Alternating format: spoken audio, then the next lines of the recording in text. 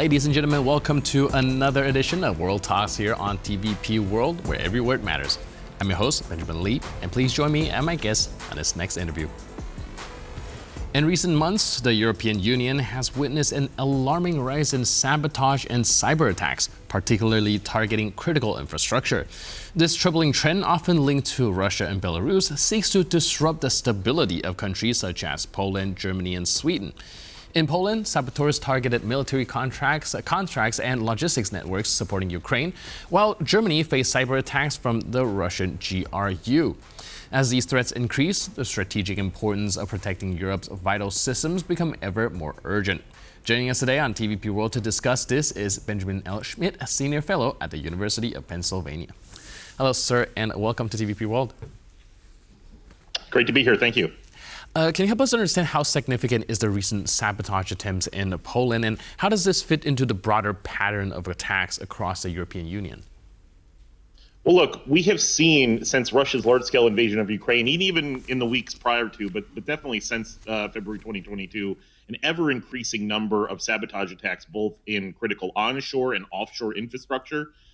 This started all the way back in early January of 2022, when a Russian fishing vessel ran over about 130 times a critical telecommunications cable connecting to this Falsat facility on Svalbard, north of Norway, in the Arctic Circle, and interrupting telecommunications to commercial satellites that would prove very important for Ukraine just a few weeks later in its defense. But we've then seen this go on and on. Of course, in the offshore, we've seen Nord Stream, we've seen Baltic Connector in terms of natural gas pipelines that have been interrupted. We've seen a number of cable cuts that have taken place. And just in the past few days, we've seen a cable cut in Norway near a military facility. And we've seen any number of arson attacks, trains having their power cables cut in Germany and Poland and elsewhere. And this just keeps going on. And so, yes, this is an absolutely critical situation that we're seeing, and something that I still don't think is really sunk into the general public, just the vast nature of this threat. Right. We've seen doubling of cyber attacks in Poland alone since last year. What's making these critical infrastructures so vulnerable to these saboteurs?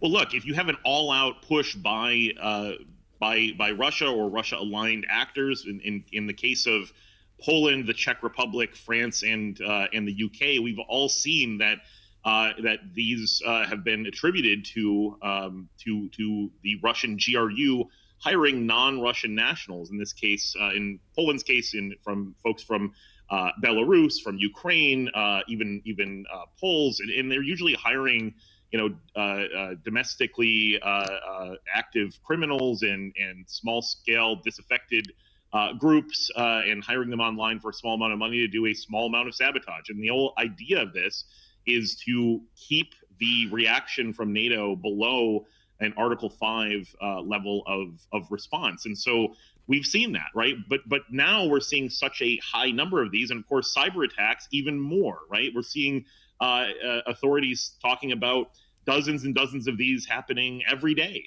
against major critical infrastructure. And thank goodness that there are good deterrence and response mechanisms in place for protecting cyber infrastructure. But in terms of physical damage, we've seen this happen on a weekly basis, including this week. And we just really need to come to terms with the fact that this is an ongoing and endemic problem that the West needs to respond to. Right. You mentioned something very critical here, that these actions are intended to cause as much damage as possible, but being under the line of the triggering NATO Article 5 response. However, we do see these Russian saboteurs, Belarusian saboteurs already causing significant amount of damage within the EU nations. Are there nothing we can do about it?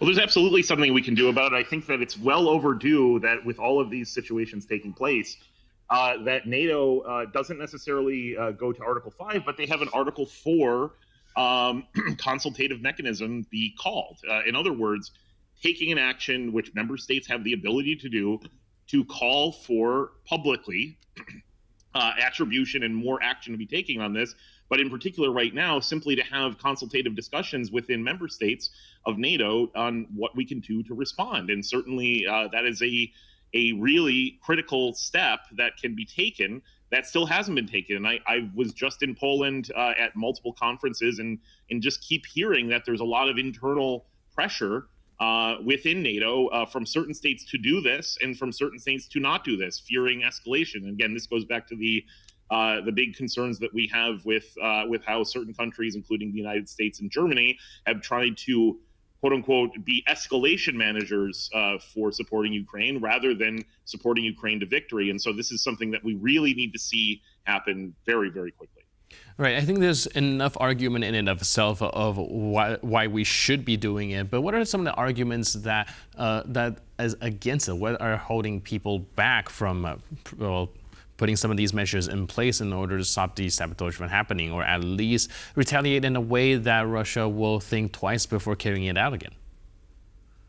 Well, it's basically part and parcel to the broader discussion that we've been having on sanctions, on supporting military equipment deliveries to Ukraine, and pushing back on Russian malign influence and aggression across not only inside of Ukraine, but again, these infrastructure attacks across the continent.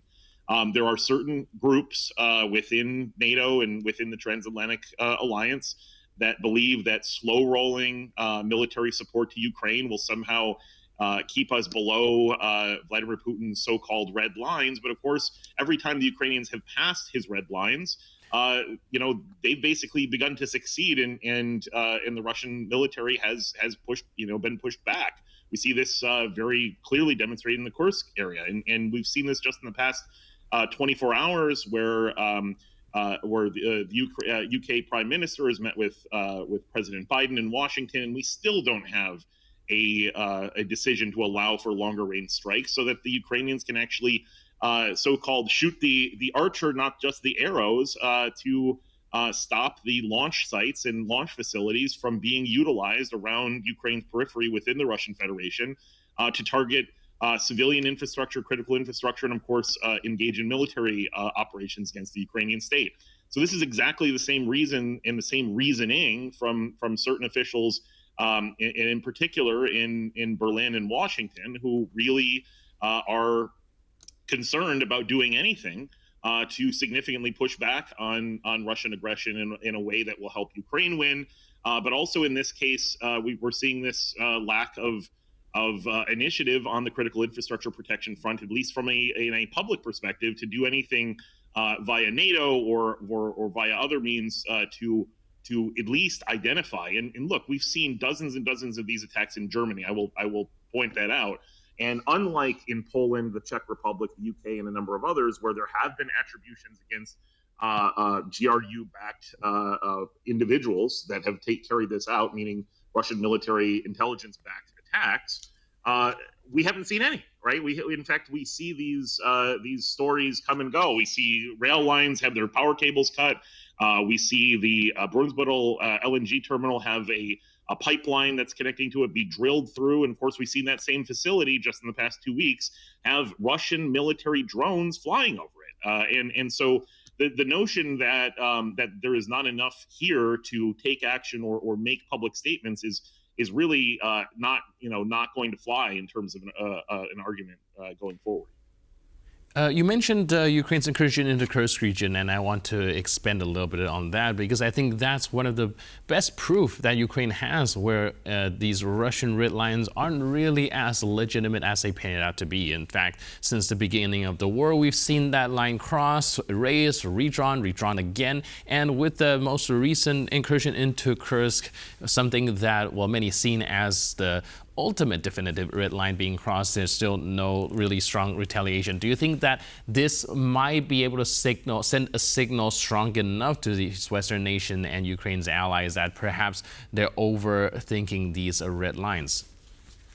It absolutely should. These are demonstrable, real-time facts and events that have taken place on the ground that should have changed the calculus of some of these officials, but it hasn't. It simply hasn't, and it continues to not change those calculations. And look, we didn't have to wait for Ukraine to go into Kursk to get to this point. We saw this all through the war since February of 2022, where first it was Javelins and Stingers that was the ultimate red line, and then we gave them that, and then it was HIMARS that was the ultimate red line, and we gave them that, and then it was F-16s and ATACMS that were the ultimate red line. We've given them that, and now it's this strike capability.